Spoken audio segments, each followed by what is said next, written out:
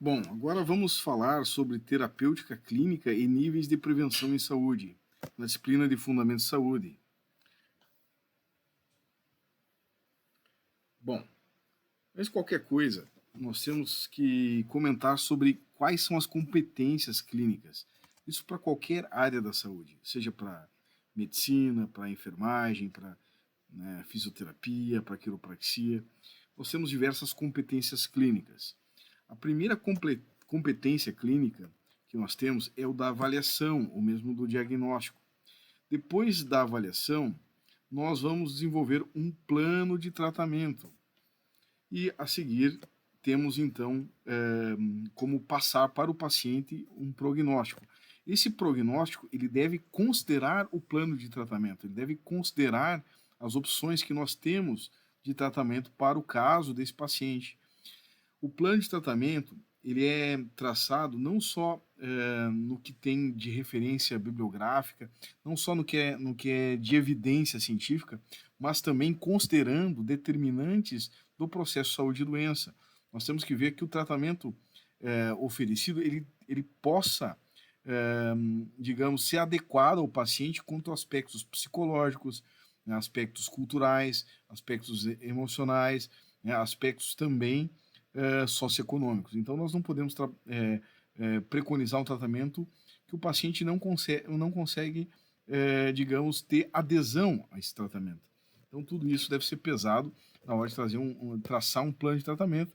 E o plano de tratamento vai influenciar no prognóstico, que é o curso, o que vai acontecer com esse paciente, apesar do tratamento. Se ele vai ter uma resolutividade plena, se ele vai melhorar a qualidade de vida, se ele vai ter um controle da doença.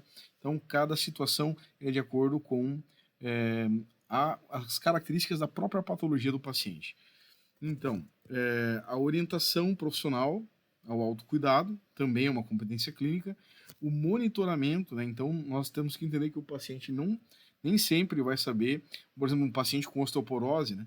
Paciente jovem com osteoporose, ele precisa, então, ter uma orientação e um monitoramento nosso. A gente tem que pedir, né? No caso, o especialista da área vai ter que pedir que ele volte de tempo em tempo, que ele faça uma densitometria de tempo em tempo. Por exemplo, se ele faz um uso de corticosteroide de forma constante, se ele tem algum problema reumático, por exemplo, e isso vai implicar na densidade óssea desse indivíduo que precisa ser monitorada com a densitometria óssea de tempo em tempo, por exemplo. Né? Então, isso a gente chama de monitoramento.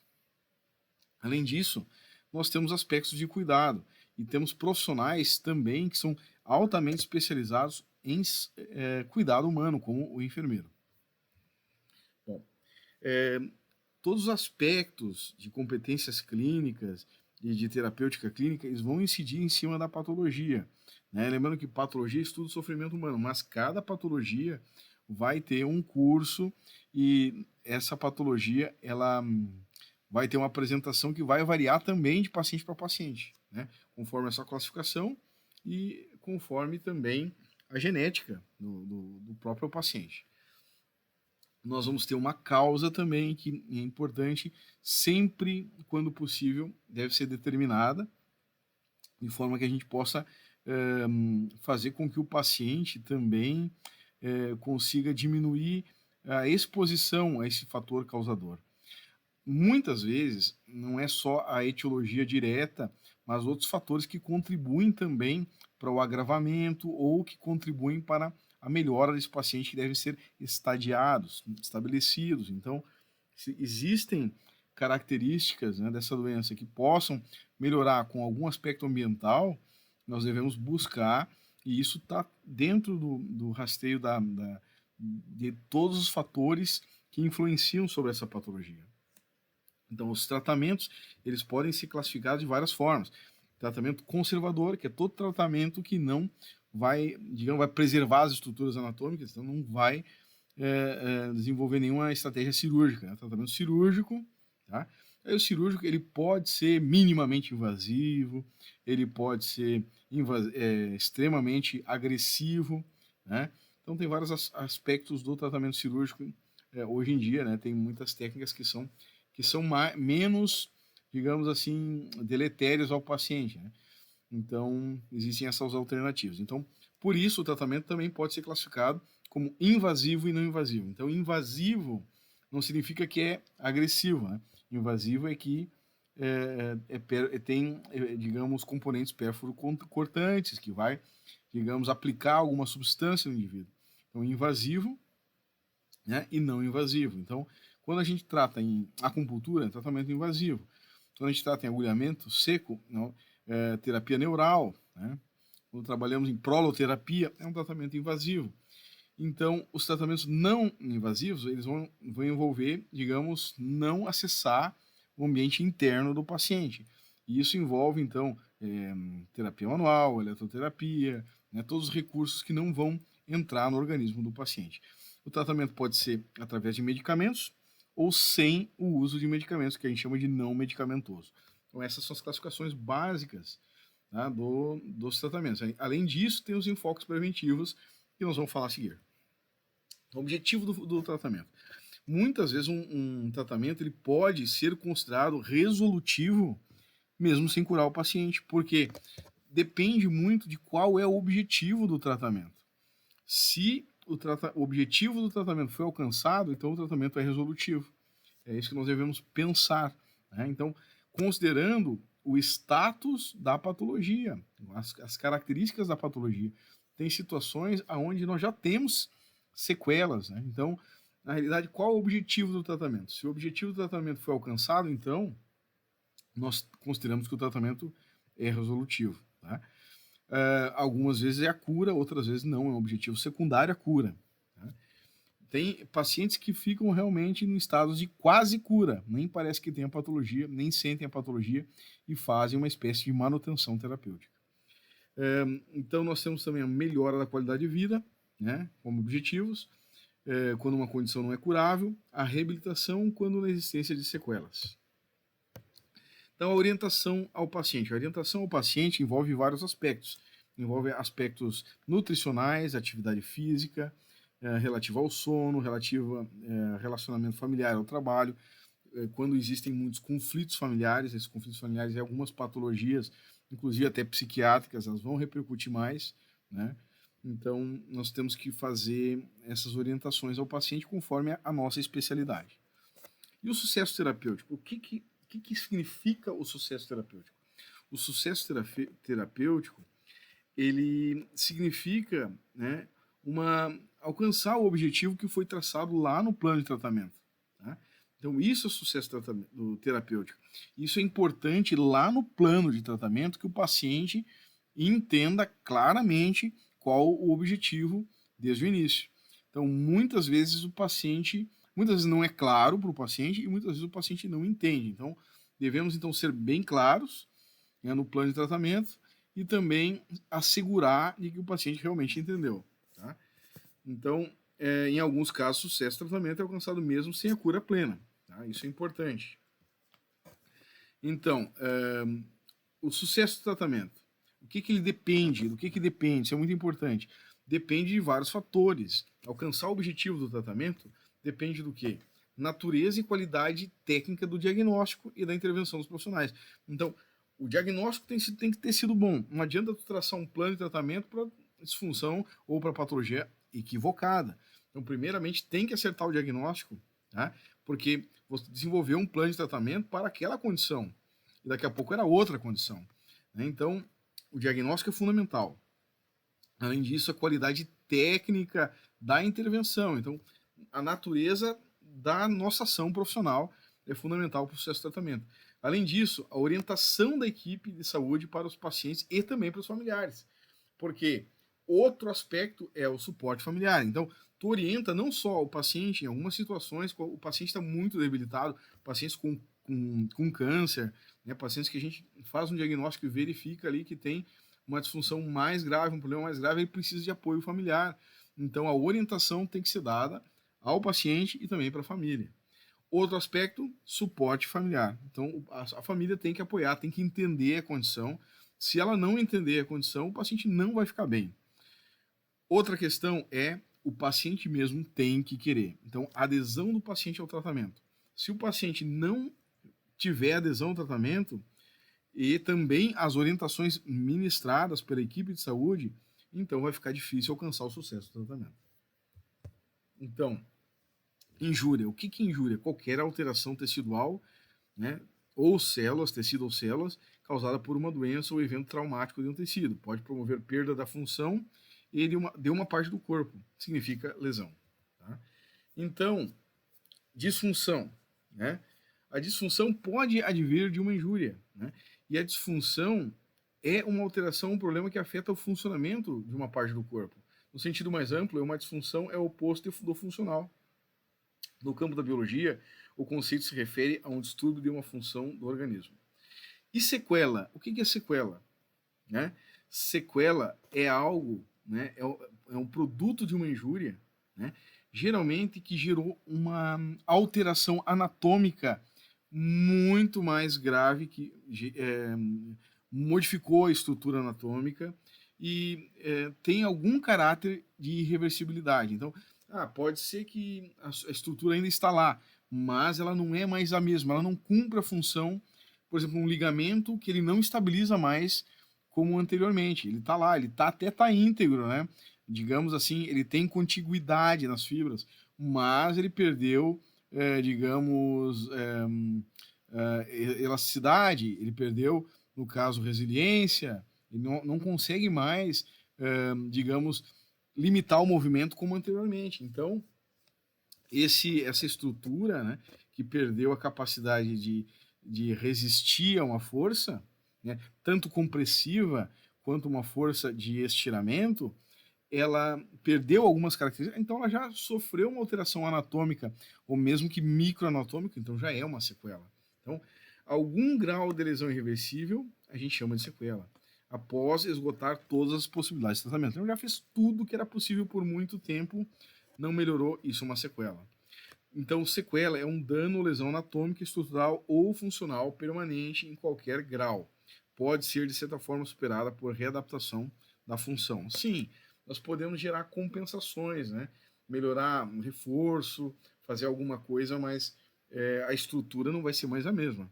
Então, isso é importante a gente entender o que é sequela, entender o que é a diferença de uma disfunção simples e de uma sequela, e que ambos podem advir de uma injúria, de uma lesão. Ok? Isso é fundamental. Então, sobre os paradigmas terapêuticos, nós vamos falar aqui sobre o vitalismo, holismo, humanismo, conservacionismo terapêutico e o naturalismo. Bom, o primeiro, no vitalismo, né, isso aí não é de agora, não é, isso é algo lá da Grécia Antiga, onde já os filósofos médicos, né, porque na realidade os médicos eram basicamente filósofos, né, entendiam muito pouco de biologia, entendiam muito mais de filosofia. Os filósofos já preconizavam, né, entendiam que o corpo tinha uma capacidade de se curar. Então, na realidade, o corpo se cura sozinho e, de fato, o vitalismo não pode ser negado nesse aspecto. Né? Nós não podemos dizer que é só isso. Mas, de fato, o corpo tem a capacidade e o nosso sistema imunológico ele é responsável, já está estudado, né, que ele é responsável pela cura. Mas eles não entendiam célula, então eles conseguiram descrever que existia uma capacidade inata do corpo se curar. Tá? Um princípio organizador que funciona ativamente, é reconhecida como a causa de melhorias na saúde do paciente, em vez de atribuí-la à habilidade do médico ou da intervenção. Então é o seguinte, primeira coisa, o médico ele tinha a capacidade de facilitar que houvesse a cura do próprio corpo. E na realidade não deixa de ser verdade. Então o objetivo do cuidado no vitalismo é optimizar, é melhorar a interação entre o sistema nervoso, através do qual a inteligência inata é expressa e que controla todas as outras funções do corpo e os componentes estruturais do corpo, no qual o núcleo, a coluna vertebral, a musculatura e suporte e os tecidos moles podem, então, interagir. Então, na realidade, na quiropraxia é estudado isso, na osteopatia é estudado isso, né? Em outras terapias, né, também é utilizado o vitalismo. O vitalismo é grego, né, o conceito de vitalismo é grego, mas também na Idade Média, no Renascimento, ressurgiram várias vezes ao longo da história o termo vitalismo e também neovitalismo, certo? Então, é uma estratégia onde que nós entendemos que realmente o corpo tem uma habilidade de curar. E isso nós não podemos dizer que é desatualizado, porque com toda a ciência nós não podemos dizer que não é verdade, que realmente o sistema imunológico ele ajuda, né, o nosso corpo a se curar. Certo? Então, os organismos vivos são fundamentalmente diferentes dos objetos inanimados, por conterem algum elemento metafísico ou por serem governados por diferentes princípios desses objetos. Algo nas estruturas biológicas favorece a vida, certo? Então é isso. Tá? O holismo. Tá? O holismo é um pouco diferente, porque no holismo o paciente é um organismo multidimensional. As causas dos eventos negativos da saúde são vários tipos, são multifatoriais. A correção de disfunções, por exemplo, na quiropraxia com subluxações, pode ter efeitos multidimensionais, não necessariamente confinados à redução dos sintomas, dependendo da inteligência inata da pessoa que determina o que precisa ser feito. O cuidado adequado é multidimensional. Por exemplo, os pacientes recebem ajustes ou outros tratamentos de osteopatia, de agulhamento, de acupuntura, seja o que for, mas também são instruídos ao autocuidado, exercícios e dieta apropriados, né, redução do estresse, outras questões ambientais e do estilo de vida conforme necessário para restaurar o sistema nervoso ideal e as interações estruturais, né, estrutura e função. O humanismo. Né? No humanismo, o paciente é o centro, então nós temos que ver ali não somente a técnica, não somente a característica inata, mas também as necessidades individuais do paciente. Em vez dos princípios ou protocolos abstratos, vão guiar o tratamento do paciente, o encontro do paciente com o terapeuta, com o doutor. O paciente é uma pessoa, não um objeto passivo de cuidados. Então, o paciente ele tem que ser ativo, ele tem que buscar a cura. Né? Não apenas espera um tratamento, ele vai atrás da cura, ele busca sobre alimentação, ele busca sobre conhecimentos, ele busca então sobre seguir as orientações, ele pede mais orientações, ele busca mais orientações.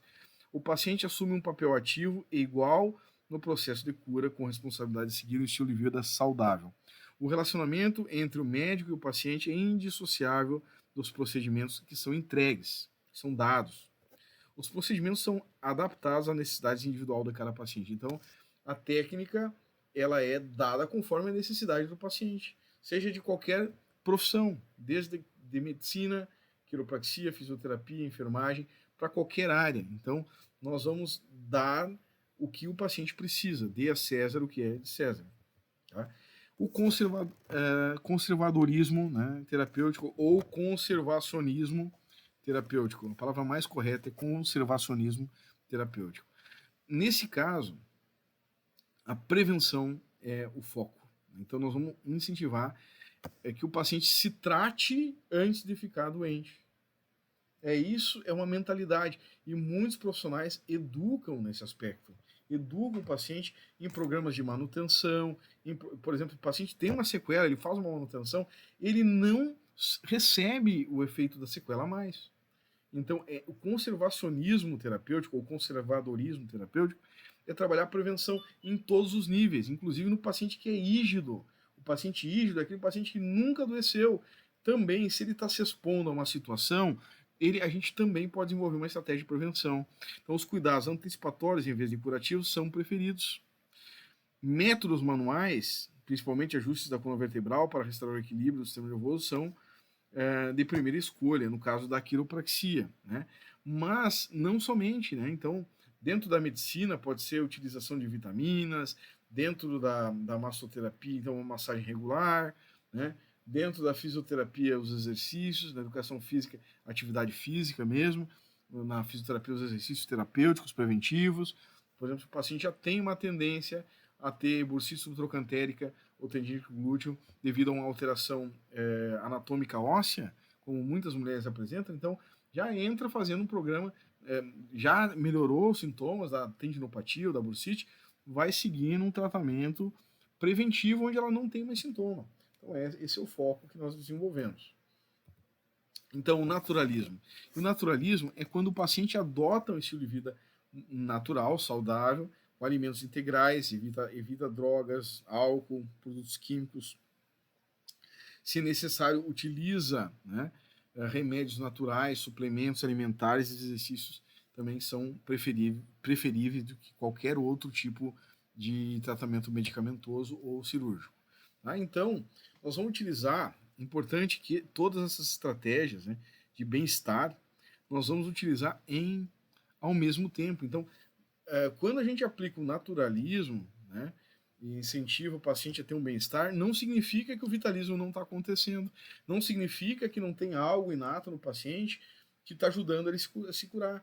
Quando nós trabalhamos o holismo no paciente, vemos vários fatores negativos e positivos na saúde dele, não significa que também não possa haver uma energia inata, que o paciente não possa ter um estilo de vida saudável, que nós não possamos utilizar o conservacionismo terapêutico, né, que é usar a prevenção, né, desenvolver cuidados antecipatórios, não significa que o paciente não pode se ajudar a se cuidar. Então, na realidade, nós podemos utilizar tudo ao mesmo tempo. Isso é fundamental. Tá? Então, todos os paradigmas, eles podem ser uma caixa, uma menor do que a outra, e elas entrarem dentro digamos, do recipiente do paciente. Tá? Vitalismo, holismo, humanismo, conservacionismo terapêutico e naturalismo. Tá? Então, sempre é melhor prevenir do que remediar. Em vários níveis é sempre melhor a prevenção. Tá? E nesse nível, nós vamos falar então sobre os níveis de prevenção em saúde. Então, no primeiro nível, a prevenção primária, que significa evitar a ocorrência de uma doença, né, antes que ela surja. Isso é a prevenção primária. O paciente ele está rígido. O que é rígido? O paciente é saudável. Então, eu identifico possíveis riscos para esse paciente, eu identifico esses riscos e já adoto políticas para que ele não tenha. Então, olhar na frente. Então, você vai ver na frente um jogador de futebol, né? Eu vou analisar quais são os riscos dele. Então, eu já vou desenvolver um reforço, já vou desenvolver uma estratégia, um cuidado, né?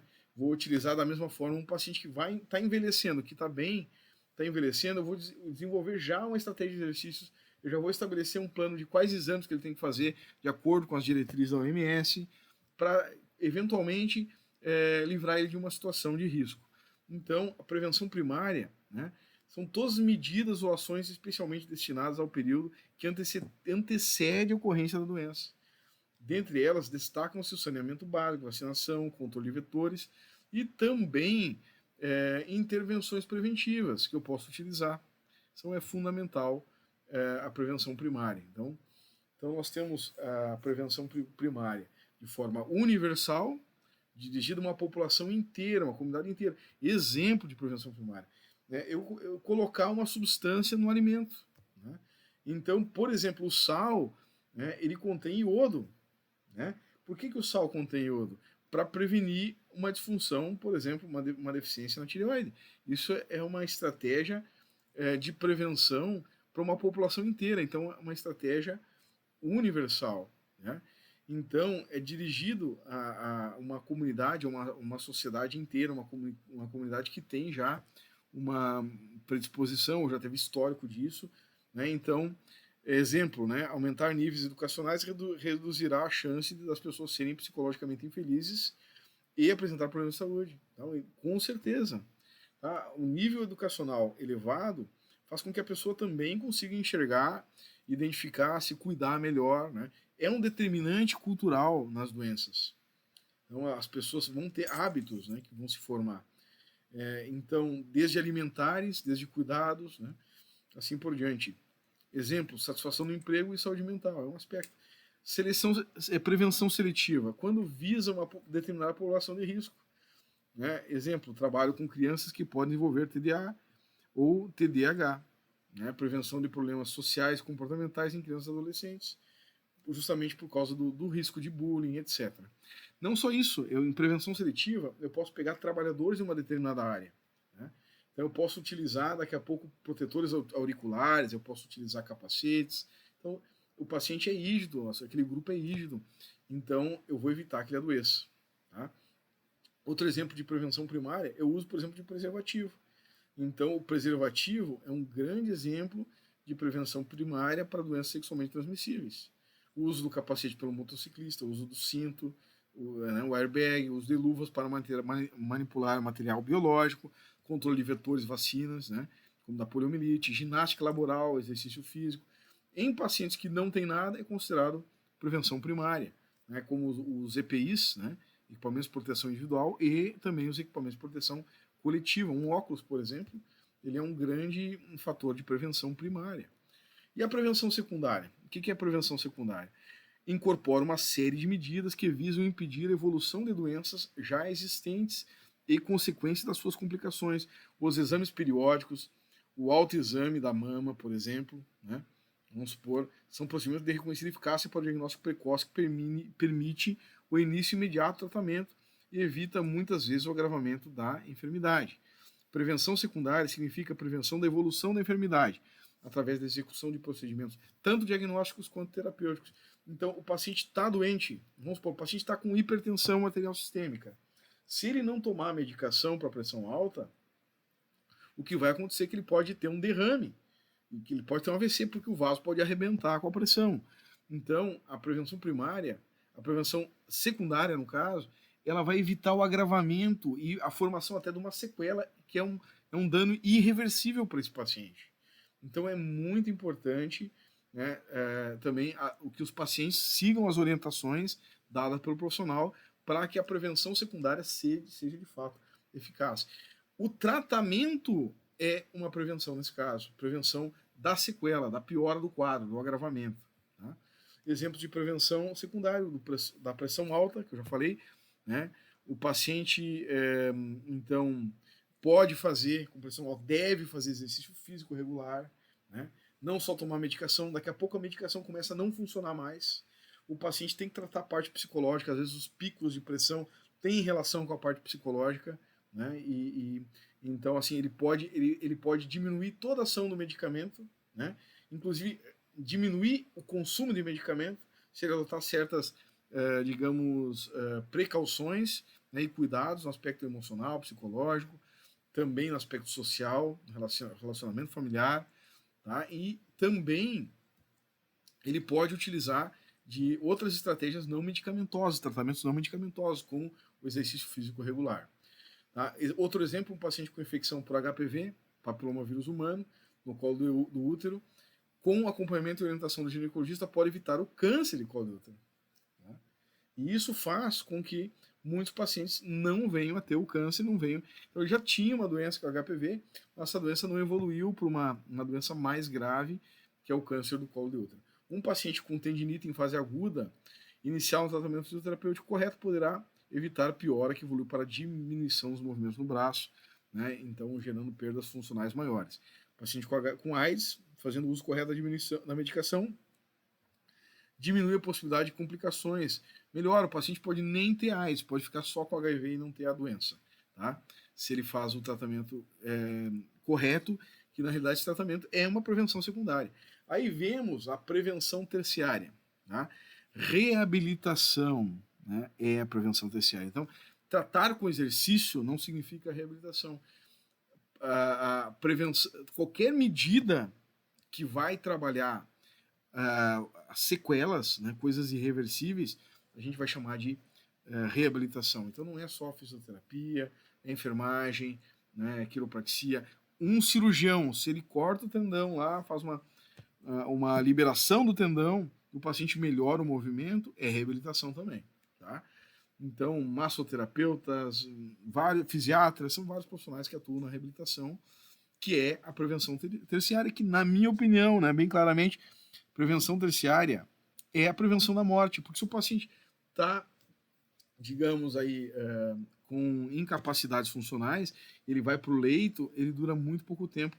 Então a gente sabe que o paciente acamado, ele vai viver muito menos do que o paciente ativo. Então a reabilitação visa colocar o paciente de novo em atividade com adaptações, mesmo que ele tenha compensações musculares, que ele use órtese, que ele use cadeira de roda, né? Mas que ele vai então ter procedimentos que vão manter ele condicionado, constantemente condicionado, para que ele possa se reincorporar e se manter reincorporado à sociedade. Tá? Então nós temos aí fisioterapia, fisiatria, fonoaudiologia, né, quiropraxia, várias técnicas, e e profissões e tratamentos que podem ser utilizados na prevenção terciária. Tá? Lida com a recuperação funcional, enfim, medidas preventivas, né, são importantíssimas, né, inúmeras, muitas delas incorporadas ao nosso estilo ou hábito de vida, porque certamente contribuem para a manutenção de nossa qualidade de vida. Tá? Então, a prevenção terciária ela é muito importante e ela é realmente considerada, digamos, pelas pessoas algo assim que não vai ter resultado e, na realidade, tem um grande resultado, tem um grande impacto na vida de muitas pessoas. Então, a prevenção, nós temos ali primeiro, segundo, terceiro, quarto e quinto nível, né? Sendo que esses 5 níveis se dividem em 3 níveis de prevenção, primária, secundária e terciária, onde nós temos o primeiro nível, promoção da saúde, né? Segundo nível, proteção específica, isso é prevenção primária. Terceiro nível, diagnóstico e tratamento precoce. E quarto nível, limitação do dano, que é prevenção secundária. E o quinto nível é a reabilitação, que é prevenção terciária. Tá? Então, primeiro e segundo níveis corresponde à prevenção primária, que significa prevenção, que é promoção e proteção. O terceiro e quarto níveis vão ser prevenção secundária, o que é cura, tratamento para cura, para evitar que haja sequela. Então, no quinto nível é reabilitação, e tudo isso envolve a recuperação. Do terceiro ao quinto é a recuperação. Tá? Então, assim, quanto mais direcionada, vou pegar aqui o apontador laser, quanto mais direcionado para esse sentido aqui, mais grave é. Então, quanto mais as ações acontecem na ausência da doença, mais prevenção nós temos. Então, nós temos que trabalhar na ausência da doença. Né? Quanto mais nós tivemos sintomas, quanto mais nós tivemos, então, sequela, nós chegamos no nível mais paliativo. Né? Então, esse é o caminho da saúde, esse é o caminho da doença. Então, aqui os níveis de prevenção, né? Então, em várias fases, nós falamos de fase assintomática, né? Doença, esse aqui todo um período patogênico da doença, e aqui o pré-patogênico. Esse pré-patogênico, onde não há doença, isso a gente chama de prevenção primária.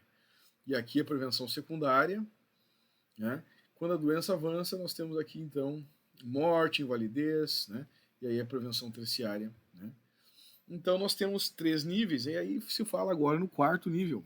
O quarto nível, nós continuando monitorando esses 3 níveis, né? Então, significa fazer de novo o primário, o secundário, o terciário, em determinadas condições, em determinados grupos de paciente. A quaternária seria um monitoramento e revezamento de todos os níveis em função do tempo. Tá?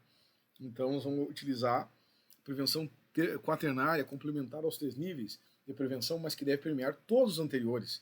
Estratégia de alto risco e abordagem populacional, níveis de prevenção primária, secundária e terciária, elaborados por Level e Clark, e prevenções redutiva e aditiva. Tá? Muito bem, era isso aí.